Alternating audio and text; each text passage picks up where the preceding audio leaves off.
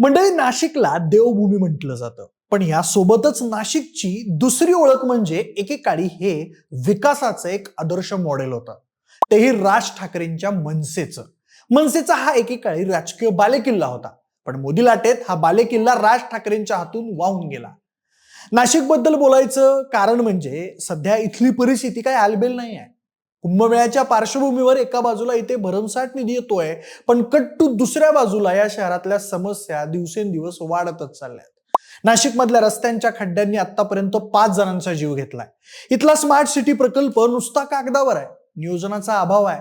तपोवनामध्ये जंगलतोडीचा प्रश्न जिवंत आहे. असे एक ना अनेक प्रश्न नाशिकच्या नागरिकांना भेडसावत आहेत आणि या सगळ्यावरच सध्या राज ठाकरे यांनी प्रकाश टाकलाय. म्हणूनच नाशिक बद्दल राज ठाकरे यांनी काय वक्तव्य केलं आहे, भरघोस निधी तर येतोय, पण दुसऱ्या बाजूला नाशिकची अशी वाट का लागली आहे, हे सगळं जाणून घेणार आहोत आजच्या या व्हिडिओच्या माध्यमातून. नमस्कार, मी प्रथमेश आणि तुम्हाला तर माहिती आपला विषयच म्हणजे मनसे अध्यक्ष राज ठाकरे यांनी नुकतंच 6 आणि 7 ऑगस्ट 2026 असे 2 दिवस नाशिकचा दौरा केला. स्थानिक स्वराज्य संस्थांच्या निवडणुकीत झालेल्या पराभवानंतरचा त्यांचा हा पहिलाच नाशिक दौरा होता. पण या दौऱ्यात त्यांनी कुंभमेळ्याच्या कामांची पाहणी करत राज्य सरकार आणि स्थानिक प्रशासनावर थेट हल्ला चढवला. यावेळी राज ठाकरेंनी कुंभमेळा हा एक धार्मिक आणि सामाजिक सोहळा असताना त्यातून केवळ आर्थिक फायदा उठवण्याचं काम सुरू असल्याचा आरोप केला. प्रशासनाला नागरिकांच्या मृत्यूची कोणतीही पर्वा नसून अधिकारी केवळ स्वतःच्या कमिशनची चिंता करत आहेत. तसेच कुंभमेळ्याच्या कामांची बहुतांश कंत्राटं गुजरातमधून आणलेल्या कंत्राटदारांना दिली जात असल्याचा दावा करत महाराष्ट्रात कंत्राटदार जन्मालाच आले नाहीत का, असा सवाल त्यांनी उपस्थित केला. याशिवाय 2012 ते 2017 या मनसेच्या महापालिकेतील सत्ता काळात उभारण्यात आलेलं बोटॅनिकल गार्डन आणि बाळासाहेब ठाकरे म्युझियम यासारखे सुंदर प्रकल्प राजकीय संकुचितपणामुळे उद्ध्वस्त केले जात असल्याचा आरोप त्यांनी केला.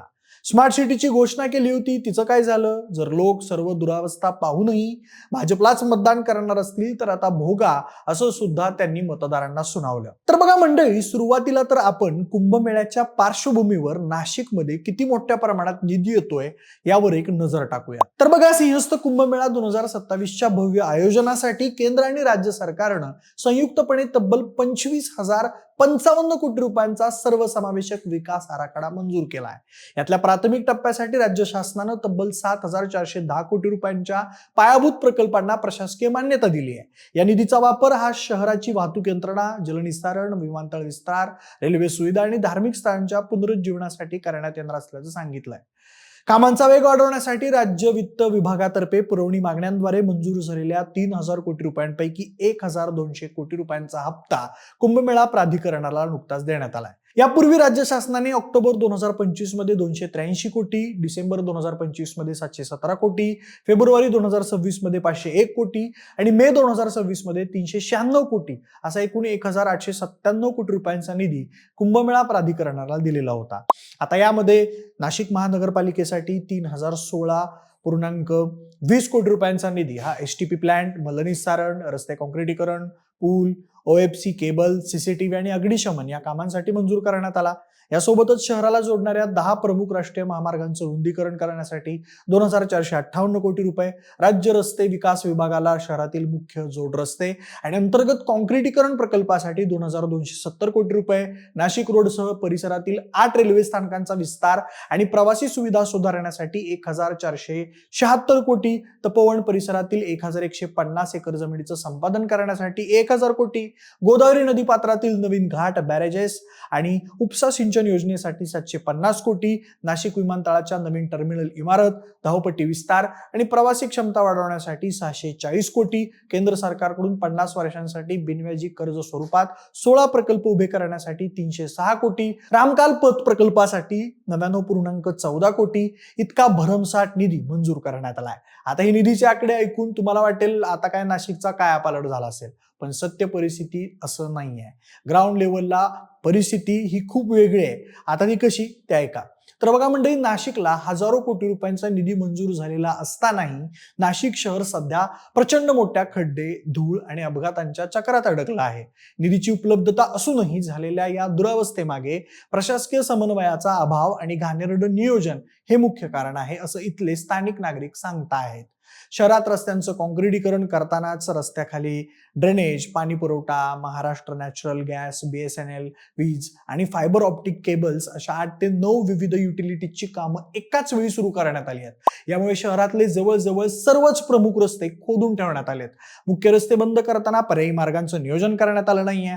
तसंच पावसाळ्यात खड्डे बुजवण्यासाठी निकृष्ट दर्जाचा माती मुरुम वापरल्यानं पावसाच्या पाण्यासोबत रस्ते सुद्धा वाहून जाऊन जीवघेणे खड्डे तयार झालेत आणि याच रस्त्यांवरच्या अति धोकादायक खड्ड्यांमुळे आणि उघड्या खोदकामामुळे नाशिक शहरात 5 निष्पाप नागरिकांना आपला जीव गमावा लागला, तर शेकडो नागरिक गंभीर जखमी झाले।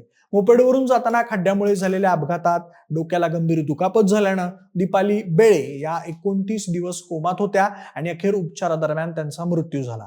बरं एवढंच नाही तर कुंभमेळ्यात देशभरातून येणाऱ्या लाखो साधू महंतांना राहण्यासाठी पंचवटीतल्या ऐतिहासिक तपोवन परिसरात सुमारे 1150 एकरावर साधुग्राम उभारण्याचं नियोजन करण्यात आलंय। यामध्ये महापालिकेच्या मालकीच्या 54 एकर जागेवर प्रदर्शन केंद्र असणार आहे।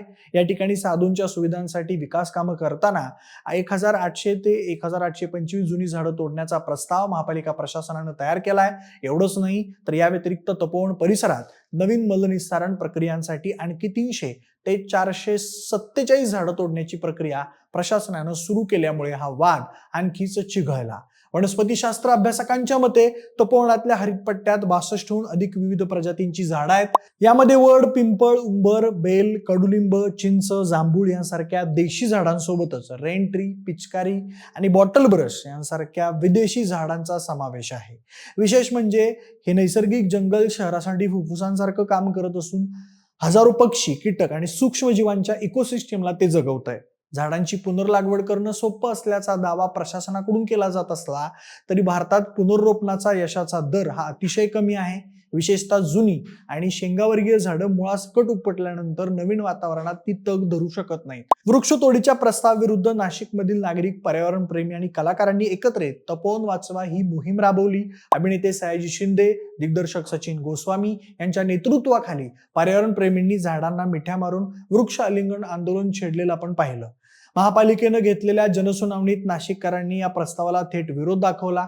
पर्यावरणवादी संघटनांनी या प्रकरणी राष्ट्रीय हरित लवादाकडे आणि मुंबई उच्च न्यायालयात याचिका दाखल केल्या। यावर सुनावणी करताना राष्ट्रीय हरित लवादाने तपोवनातील वृक्षतोडीला स्थगिती दिली, तर मुंबई उच्च न्यायालयानं राज्य सरकार, नाशिक महापालिका आणि वृक्ष प्राधिकरणाला कारणे दाखवा नोटीस बजावली।